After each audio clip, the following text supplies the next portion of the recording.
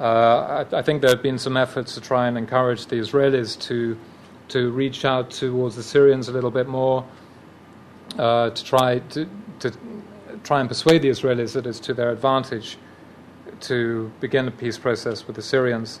I mean, I think it's very interesting that over the last few years, the last 6 years, I think when Moshe Ya'alon was the Israeli chief of staff, and he said in 2004 that we don't need the Golan Heights anymore to defend Israel. I mean, we can give them back, they're strong enough.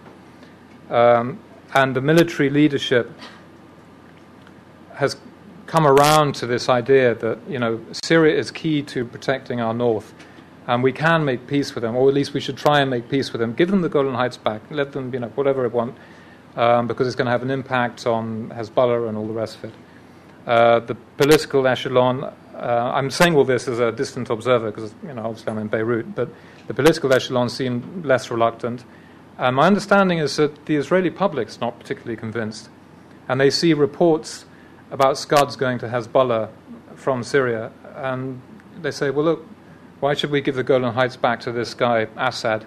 It's a beautiful piece of land, we make nice wine there, we grow fruit, we have picnics, it's been the quietest border since 1974. Why give it back? What for? So I think the Americans, the administration, has really got its work cut out on both levels.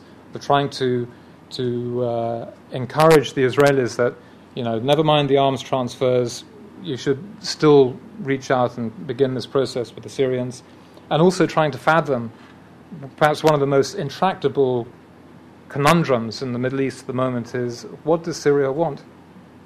I mean, is it just purely a survival strategy, playing one side off against another?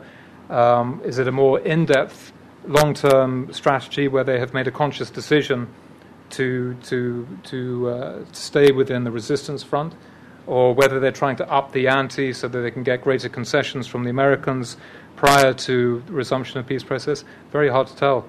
I mean, I can't tell from Beirut.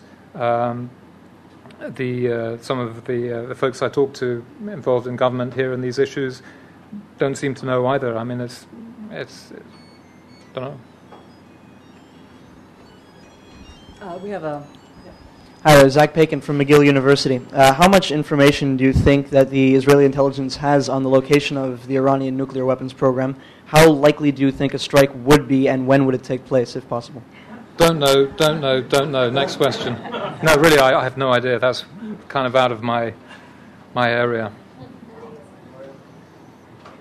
Sorry. You have to ask an Israeli correspondent. Hi, Nick. Melissa Maley with Sino Resources. Let's talk about the Lebanese domestic environment on a little bit. What is Hezbollah's strategy vis-a-vis the national security doctrine and the negotiations that are ongoing? What is it that they hope to achieve, and how? The bottom line for Hezbollah is the preservation of the resistance priority, to defend its weapons, and everything else is tactical. This is it. So they've entered into these roundtable talks, periodic roundtable talks, to discuss a strategy, a defense strategy for Lebanon. And frankly, it's a joke. Everyone knows it's a joke. Hezbollah has said that we're not going to give up our weapons. We need the weapons. Our weapons are here to defend Lebanon against Israeli aggression. They've argued against folding Hezbollah within the Lebanese army, or becoming a kind of separate border defense force in the south, but under the chain of command of the Lebanese army and the government, all these kind of things. And, I think that when the participants sit around that table once every 3 or 4 months, and they spend a couple of hours chatting about these issues over a cup of coffee, and they know that this is not going to be resolved, so they kick, after 2-3 hours talking, they kick the ball down the road and for another 3 or 4 months, buying time. And you'll get some of the more staunch opponents to Hezbollah who, during that period, will sit down and they'll try and work out a serious defense strategy for Lebanon that will take into account Hezbollah, that it could potentially be realistic. But at the end of the day, it's not going to get anywhere at this stage. A last question. I was actually wondering if you could flesh out just one of the points you made in your talk about the Hezbollah kind of beefing up their ground defenses in the southern region of Lebanon. That's just need more information. Yeah. Well, I mean, when Hezbollah did its post combat review after the last war, and they're figuring out what kind of tactics worked and what didn't, and so on.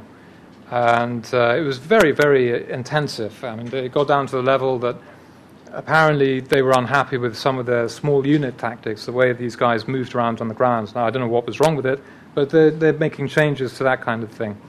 Anti-tank teams are training very hard, practicing accuracy of fire, using quite rudimentary weapons that one might consider obsolete these days, like RPG-7s, the classic RPG, recoilless rifles, which is old stuff. But the idea, I mean, this is a kind of a tactic. It's all a bit military stuff, but since '97, when they really started developing their anti-tank tactics, they always wanted to try and hit the same spot twice. And the reason for this is that the Israeli tanks will have layers of reactive armor. The idea being that, you can fire a cheap old RPG-7 or a recoilless rifle round against it, you detonate the panel, and then you're going to gradually expose a piece of steel skin of the tank, which is going to be more susceptible to a more advanced missile. And we saw this kind of tactic developing. And I remember talking to Sheikh Nabil Kawoub, who's Hezbollah's southern commander still, back in '98 or something like that. And he was talking about this issue. This is when they were first using TOW anti-tank missiles, and they took out a couple of Merkava tanks for the first time in the fall of '97. And they still have that same kind of idea. It was interesting that if you recall back in November, Israeli naval commandos seized a ship, the Frankop, which was sailing through the Mediterranean, had something like 500 tons worth of ammunition, weapons. And the Israelis listed the inventory of what was on board. And among it was 3,000 rounds of 106 millimeter recoilless rifle rounds. I remember thinking at the time, recoilless rifles, Hezbollah still uses those? And I was having a chat shortly afterwards with a Hezbollah guy who fought in the 2006 war. And he showed me on his little cell phone some combat footage that he and his buddies took. And it was basically him with his recoilless rifle in the back of the Jeep. And they were sort of firing it off and watching the round. Allahu Akbar, quick, another one, off it goes. So they were using them in 2006. And this is the kind of weapon that they're using to swarm Israeli armored vehicles.